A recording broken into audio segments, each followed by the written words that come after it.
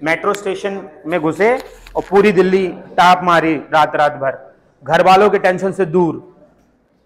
बहुत टेंशन देते हैं घर वाले, अपना बढ़िया जिंदगी के मजे लिए। अगर मैं बता रहा हूं तुम्हारी जनरेशन में मैं पैदा हुआ तो मेरे पास इतनी सारी अपॉर्चुनिटी होती है ना, मैं सही बता रहा हूं, मैं अपने घर वालों से कम नहीं ज्यादा तो 4 साल दूर रहता, बढ़िया कॉलेज में होता, और बढ़िया कॉलेज में रहने के बाद बढ़िया जगह पे अपना काम धंधा सीख के अच्छा बिजनेस करता। तुम्हारे पास अपॉर्चुनिटी है, कुछ फायदा नहीं है इतनी जान लगा के पढ़ाई करने से, कोई फायदा नहीं है टेस्ट में 80% नंबर ज्यादा लाने से। हेडिंग डालेंगे फैराडे मर गया, लेकिन इसने एक लॉ दिया था, Faraday's law.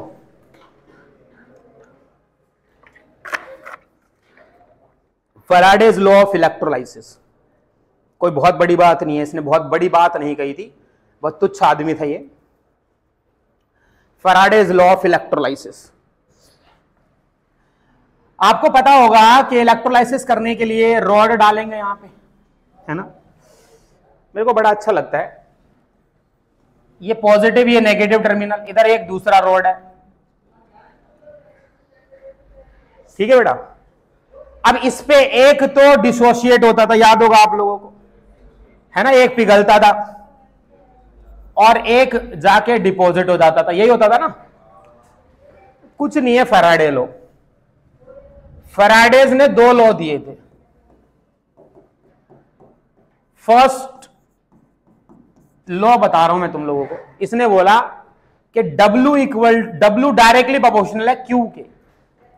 W directly proportional क्या है किसके? Q क्या है? हो गया खत्म। तो प्रोपोर्शनैलिटी कांस्टेंट के लिए ZQ लगा दिया। तुम कहोगे W क्या है, तो W वो वेट है जो या तो डिसोशिएट हुआ है या डिपॉजिटेड हुआ है। अरे हाँ कि ना यार। और सुनिए, Q की जगह आप क्या लिख सकते हैं? IT। Very good.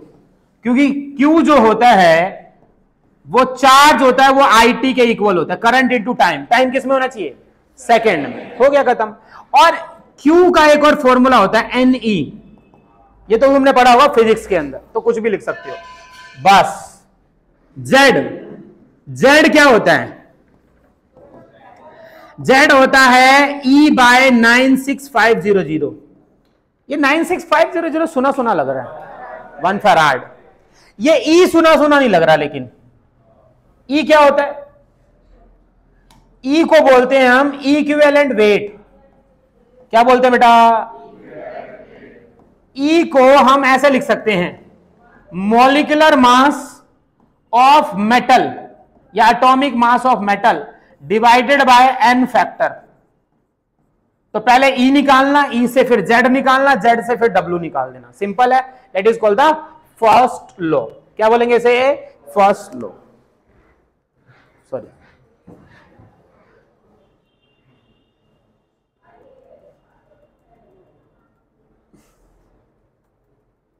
लिखेंगे अमाउंट ऑफ सब्सटेंस डिपॉजिटेड और लिबर्टेड। प्लीज प्लीज एक लाइन लिख लेंगे इसके बाद या इसके शुरू में, अमाउंट ऑफ सब्सटेंस डिपॉजिटेड और liberated sorry,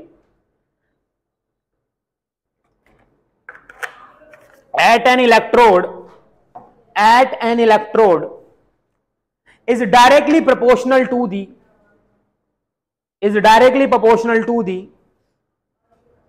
amount of charge passed through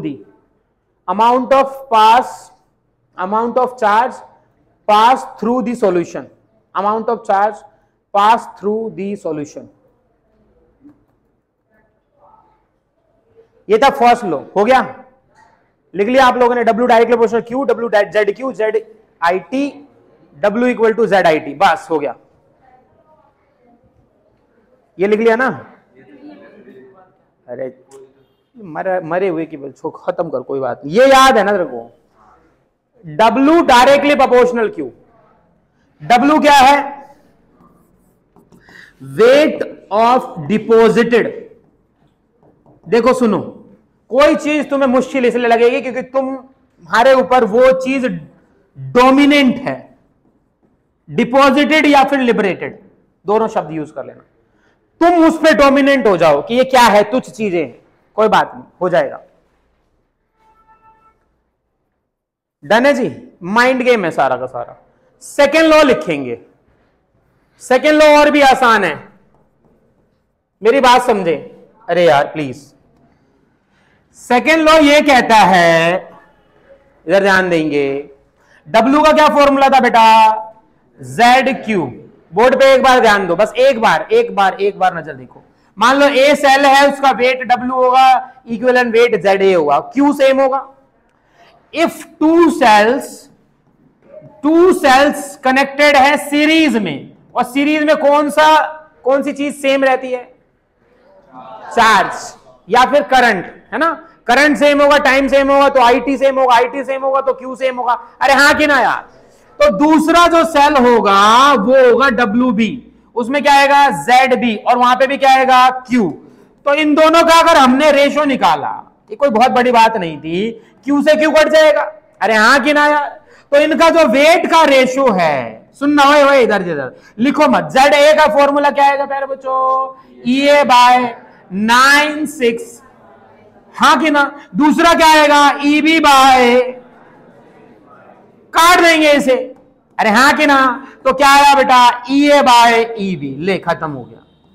simple सा लो था, इसके लिए इसने 6 साल स्टडी करी थी। बताओ, 6 साल लगाए इस बात को बताने के लिए, कोई बहुत बड़ी बात थी? अरे हमने सेल बनाया, इलेक्ट्रोलाइसिस करा, वेट तोल के देख लेते, डायरेक्टली प्रोपोर्शनल, हो गया, खत्म कहानी। इतनी कोई बड़ी बात नहीं है। वो बात अलग है कि हमारे पास रिसर्च के साधन नहीं है, हमारे पास इतना टाइम नहीं है, हमें अपना करियर बनाना है। करियर बनाते ही मकसद में लग जाना है। ये नल्ले थे, इनको कोई काम धंधा था नहीं, पैसे की टेंशन नहीं थी, है ना। यहां पे मेंटेलिटी है कि बच्चा पढ़ेगा लिखेगा तो बहुत पैसे कमाएगा। ये था कि अरे ठीक है, पढ़ पुढ़ के कुछ ना कुछ तो हो ही जाएगा। 2 लॉ बताए मैंने, दोनों लॉ तुम्हारे समझ में आ गए? अरे हाँ कि ना यार? बोलते ही नहीं है।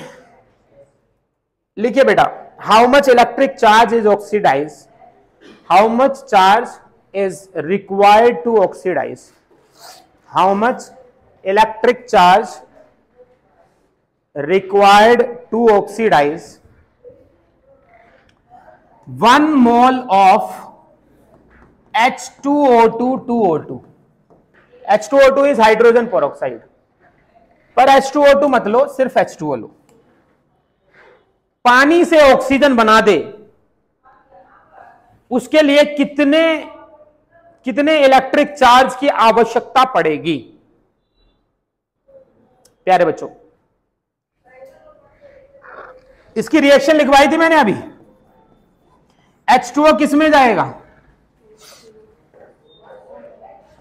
2H plus O2 plus 2 electron, हाँ कि ना? जल्दी कर, कितने इलेक्ट्रॉन लगे हैं? नहीं, H2O के कितने मोल हैं? इसका 1 मोल था, तो इलेक्ट्रॉन के कितने मोल थे? 2 मोल क्या था? 1 मोल इलेक्ट्रॉन पे कितने फेराइड चार्ज होता है? 1 फेराइड होता है ना, 96500। तो 2 मोल इलेक्ट्रॉन पे कितना चार्ज होगा? लाइन लिखेंगे, 1 मोल ऑफ H2O रिक्वायर्ड 2 मोल, क्या? 2 मोल इलेक्ट्रॉन चार्ज, जो कि कितना होता है बेटा? 2 फेराड होता है। कितना होता है? बोलते ही नहीं है। कितना होता है? फेराड का मतलब क्या है? 96500। आज कौन सा दिन है? बुधवार, मल्टीप्लाई कर लेंगे। कल कौन सा दिन है? गुरुवार, गुरु का वार कल होगा।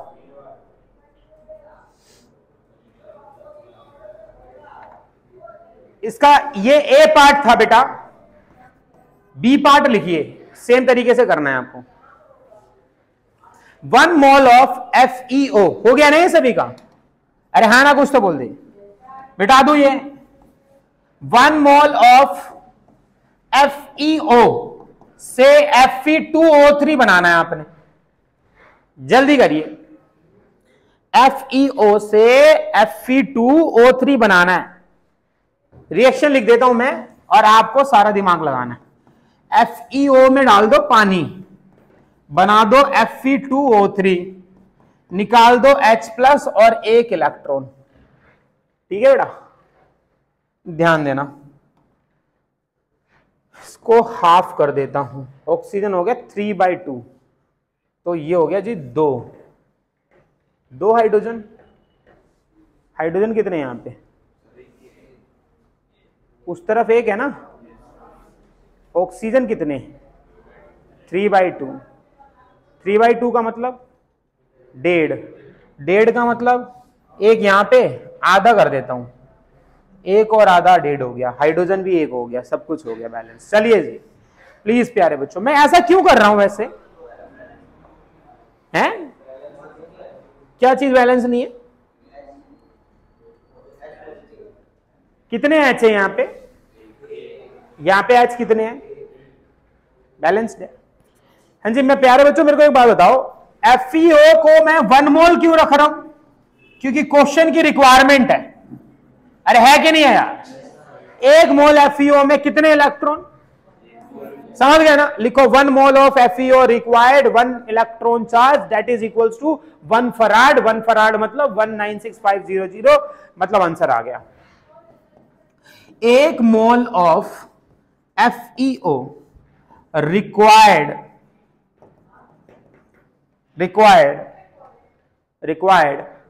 1 इलेक्ट्रॉन चार्ज, जो कि होता है 1 फराड। 1 फराड मतलब 96500।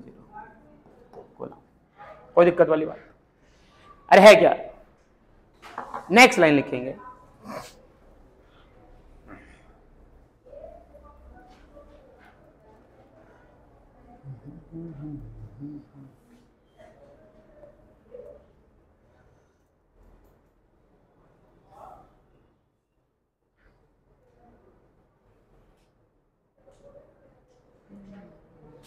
एनसीईआरटी है किसी के पास? नहीं है? अभी देख लेते हैं, कोई बात नहीं। एक क्वेश्चन लिखो फटाफट से, सेम तरीके से करना है तुम्हें।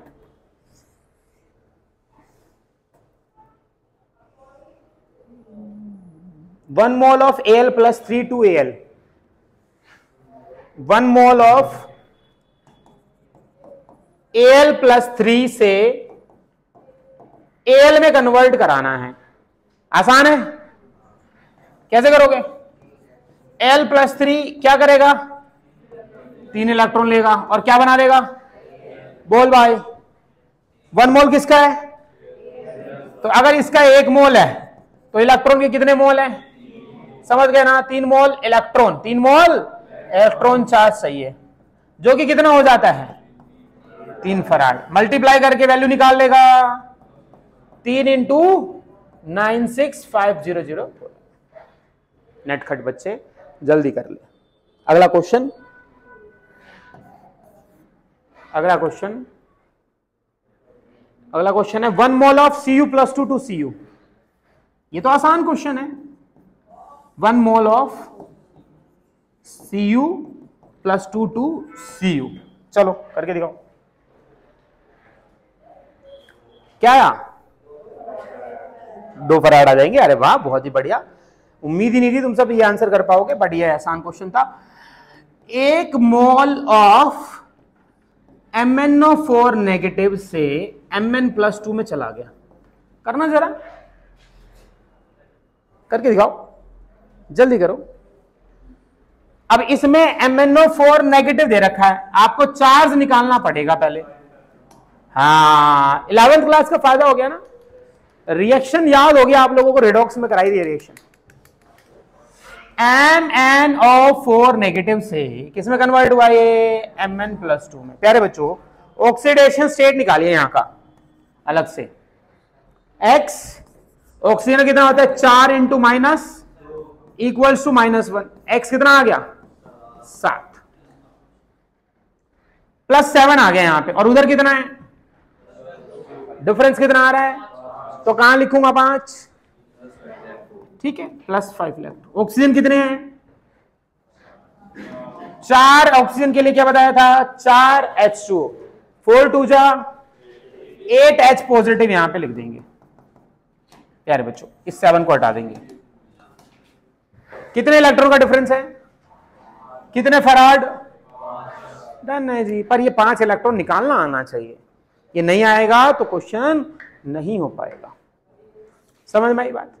चलिए एक ऐसा क्वेश्चन कराता हूं जिसमें मैं आपको हिंट दे रहा हूं, फराडे का फर्स्ट लॉ लगेगा। कौन सा लॉ लगेगा, क्वेश्चन लिखेंगे, क्वेश्चन की मेन बातें लिख लीजिए आप लोग। 5 एम्पियर का करंट है, 20 मिनट तक चला है। 5 एम्पियर का करंट है, 20 मिनट तक चला है, और ये इलेक्ट्रोलाइट हमने डाला NiNO3 ट्वाइस।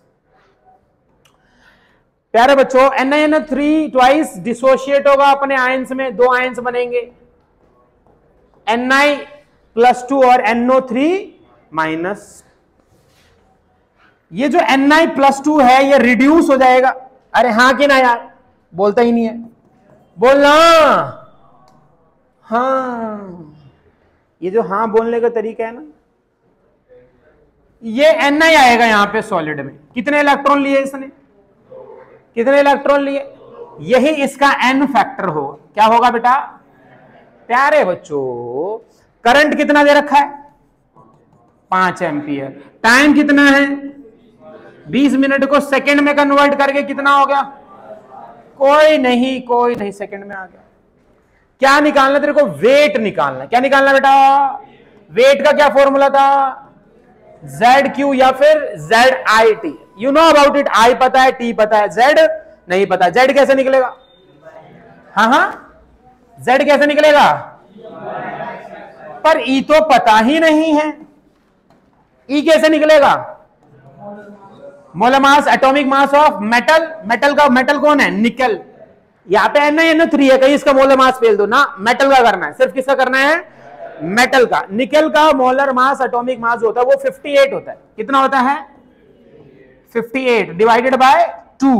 एन फैक्टर कितना था, 2 ही तो था। जितने इलेक्ट्रॉन वो लेगा या देगा वो हो जाएगा, या डिफरेंस जो आएगा वो, तो ये आएगा बेटा आपका E को यहां पुट करके Z, और Z को यहां पुट करके W, ग्राम में आएगा बेटा। ये जल्दी से सॉल्व कर, पुट कर ले, आंसर मैं बता रहा हूं, ये सारा आंसर ग्राम में आने वाला है।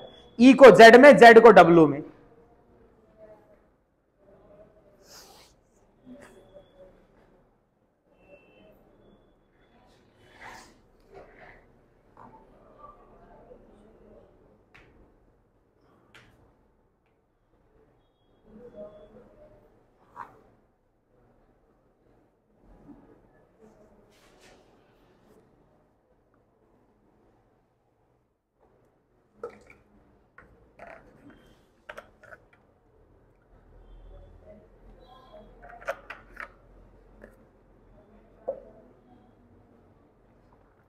हो गया, अरे हाँ कि ना यार, सॉल्व घर पे कर लेना, पुट तो कर दिया ना।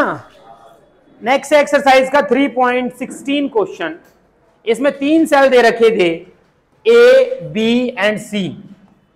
मेरे साथ साथ लिख लो बेटा। A जो है उसके अंदर है जिंक सल्फेट यानी ZnSO4। B जो है वो सिल्वर नाइट्रेट यानी AgNO3 है, और C में है कॉपर सल्फेट। लिख लो मेरे साथ साथ, कॉपर सल्फेट है CuSO4। इनके आयंस बताना, साथ साथ करेंगे, बाकी डाटा बताता हूं मैं। Zn+2 प्लस में है, SO4 -2। AgNO3 में क्या मिलेगा, Ag प्लस में क्या मिलेगा, NO3 नेगेटिव। यहां पे क्या मिलेगा, Cu+2 प्लस में क्या मिलेगा, SO4 -2। यही मिलेगा ना। अब एक बार बताओ, यहां पे कौन सा मेटल है, जिंक है। कितने इलेक्ट्रॉन लेगा ये, क्या बन जाएगा, Zn सॉलिड। यहां पे कौन है, ये कितने इलेक्ट्रॉन लेगा, क्या बन जाएगा। यहां पे कौन मेटल है, ये कितने इलेक्ट्रॉन लेगा, और Cu बन जाएगा। कोई दिक्कत, ये तीनों ही सेल सीरीज में है। कौन से में है, सीरीज में कनेक्ट होने पे क्या चीज सेम हो जाती है, करंट भी सेम हो जाता है। अरे हाँ क्या ना यार, कौन सा लॉ लगेगा, ए के अंदर इसने बोला कि करंट जो चल रहा है वो 1.5 एम्पियर का चल रहा है, तो मुझे बताओ बी में भी उतना ही करंट चलेगा या बढ़ जाएगा या घट जाएगा, और इसके अंदर भी उतना ही करंट चलेगा, 1.5 एम्पियर का करंट चलने लग रहा है। तीनों के अंदर जो है वो करंट लगातार 1.5 एम्पियर का चल रहा है। सिल्वर जो डिपॉजिट हो गया, क्या डिपॉजिट हुआ है, सिल्वर डिपॉजिट हुआ है, यानी वेट ऑफ एजी 1.45 ग्राम दे रखा है इसने।